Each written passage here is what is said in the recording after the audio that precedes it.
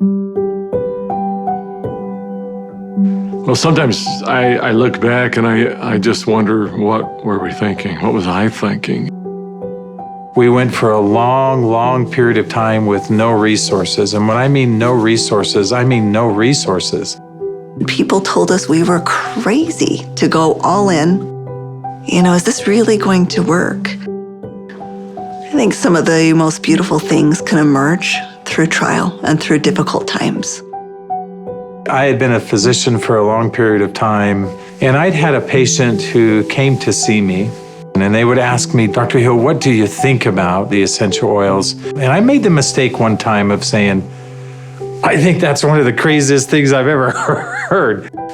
She looked me right in the eye and she said, I am so disappointed to hear that, because that's done more for me than you or any of your colleagues or anyone has ever done for me.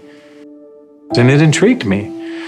And over time, I became more intrigued. I became involved with essential oils. And now for the last several decades, this is all that I have focused on and all that I have done. I remember when I first came into the essential oil industry, I thought they were voodoo oils. I thought they were really, really strange. It wasn't long before I started using oils on my kids, and I was amazed at what I was able to do and how it empowered me as a mom to take charge of my family's healthcare. So I was a huge skeptic. Parents were educators. My father was a professor of physics. So I just wasn't raised with anything but allopathic Western medicine. I learned over the years how effective they were and can be, especially if they're pure. When you make a claim that your product is 100% pure and you don't know that it's 100% pure, that's an integrity problem. I sort of made this conscientious decision. You have to, as a human, recognize that you have an obligation to help and to serve other people. After working 10 years in the essential oil industry, I found myself leaving for integrity purposes because I knew that essential oils had to be pure. The desire of my heart was just to go home and raise my children. I've tried all the essential oils out there. There's nothing that meets the quality standards our family needs to use for our health care. And it was in that moment that I knew, stop thinking with your head and start thinking with your heart.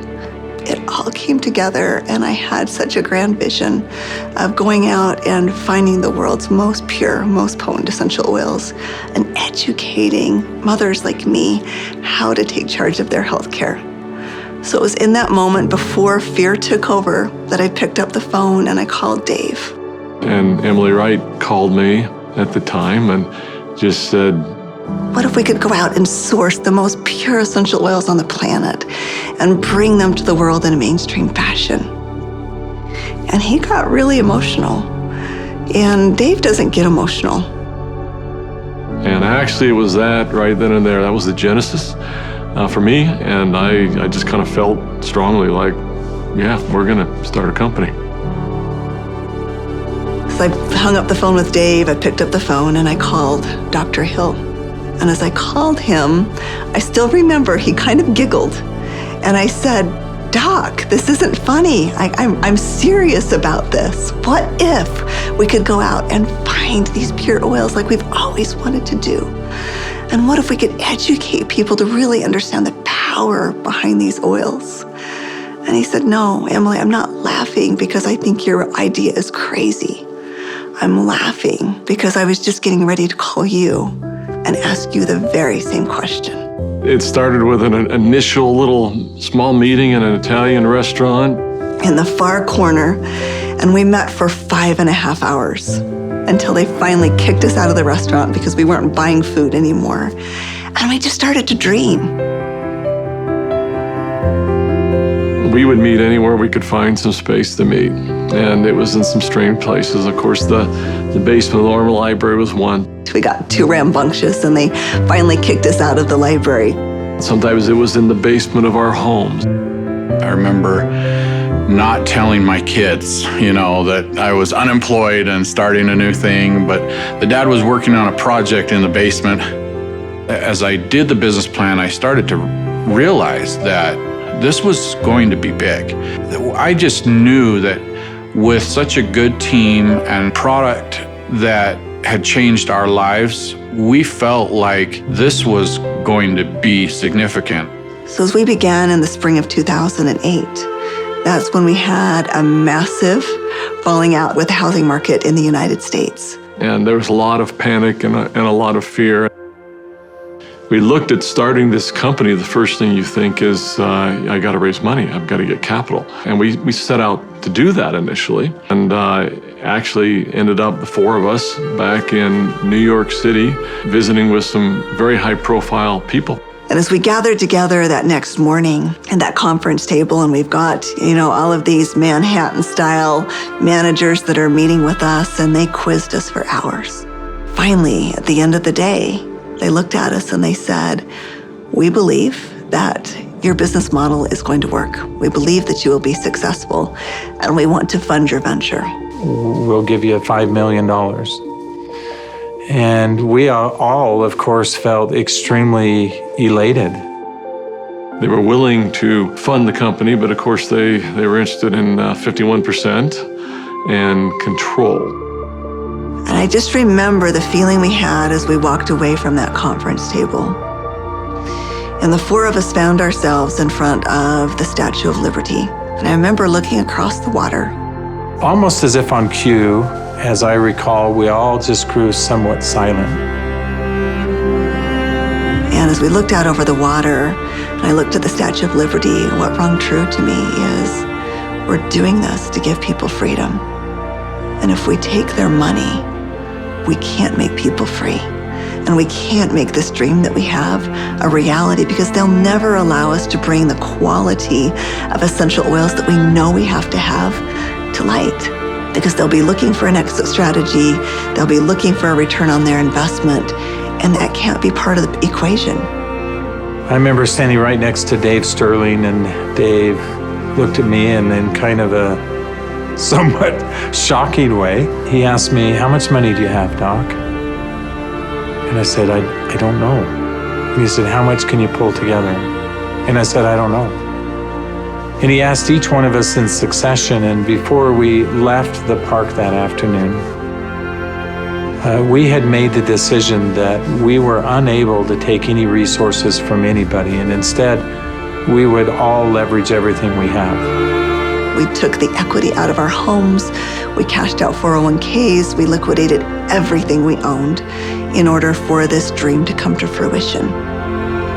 And so as I expressed this to my wife, I remember very clearly, she just looked at me and said, "Well, I trust you. You'll take care of us, and we'll be fine." And we had family members even come to us to say, "You're foolish. Your family is going to be homeless." So we went all in, everything. We didn't hold anything back. We thought it would be for just a couple of months that we went without any income, but it was 13 months. Those final months, we're eating almonds and yogurt and telling our kids they can't go to dance practice and they can't play sports because we don't have enough money. But having that belief that it was all going to be worth it. And I remember a day that we had $5,000 left in our account. $5,000 because we had just put together this big oil order. And we didn't know how we were going to make payroll. We didn't know how we were going to make commissions. And just to see how doors open every single time, as long as we continued to step forward, the doors open. People ask me sometimes, how are you guys able to do what you did? And, but everybody rolled their sleeves up and we did every job. We did this job, this job, this job. I was supposed to go out and find these precious oils. So I started calling people. Every single person would say, "Of course, our oils are 100% pure." And that's when I realized almost all essential oils that are sold out there are sold through brokers. These brokers were very smart people, often having very sophisticated labs. And the oils were almost always changed. Most were not pure. Most were synthetically created I had probably 100+ different samples that had been sent to my home. And every time we would meet, Dave, Dr. Hill would say, Emily, have you found the oils yet? I'd have to say, not yet. Like, are we going down the right path? Is this really what we're supposed to do? And I remember one beautiful day, I opened up my doorstep and 5 oils showed up all in the same day. It was frankincense, lavender, tea tree, lemon, and peppermint. As I smelled these bottles, I called up Dave and I called up Dr. Hill and I said, I found the oils. I brought my camera because that was going to be a moment that I wanted to capture. And we pulled the lid off and smelled it. We were confident that these were the purest oils on the planet. I remember that first discussion we had. We talked about the culture of the company. What type of soul do we want doTERRA to have? And we realized that these oils are experiential. And we realized it had to be a person-to-person model. We had to bring people together. We've got to have a culture of giving back. We have to have a culture of caring. Locking arms with the people who are putting the seeds in the ground, who are harvesting these products. It's making sure that their needs are met. As I look back on it today with doTERRA, it's overwhelming to me to see the impact it is around the world. There was a lot of sacrifice, but again, those are days we look back on, with some pride. Sacrifice is a really important piece.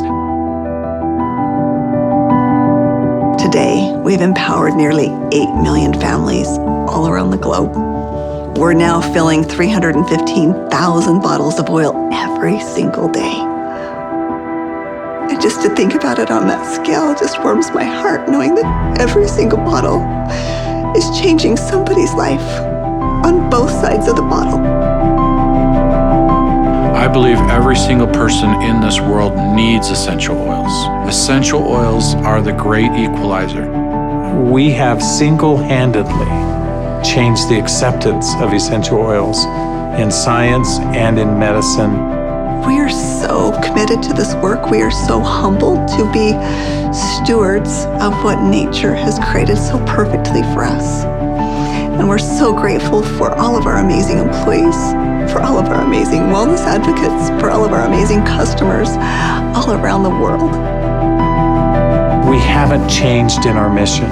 We haven't changed in our purpose. We're still true to those things that very early on were important. If doing the right thing was important then, doing the right thing is important now. If helping and giving service to other people was important then, it's important now. If sourcing oils differently and doing what had not been done before was important then, it's important now. We feel like, as crazy as it sounds, we're still just beginning.